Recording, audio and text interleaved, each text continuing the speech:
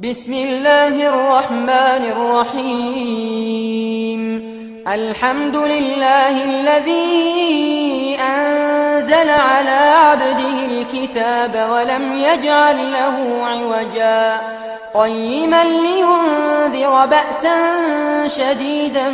من لدنه ويبشر المؤمنين الذين يعملون الصالحات أن لهم أجرا حسنا ماكثين فيه أبدا وينذر الذين قالوا اتخذ الله ولدا ما لهم به من علم ولا لآبائهم كبرت كلمة تخرج من أفواههم إن يقولون إلا كذبا فلعلك باخع نفسك على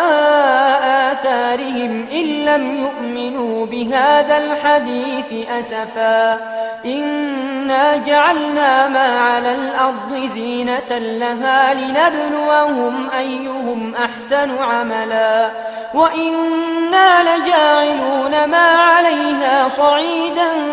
جرزا أم حسبت أن أصحاب الكهف والرقيم كانوا من آياتنا عجبا إذ أوى الفتية إلى الكهف فقالوا ربنا آتنا من لدنك رحمة وهيئ لنا من أمرنا رشدا.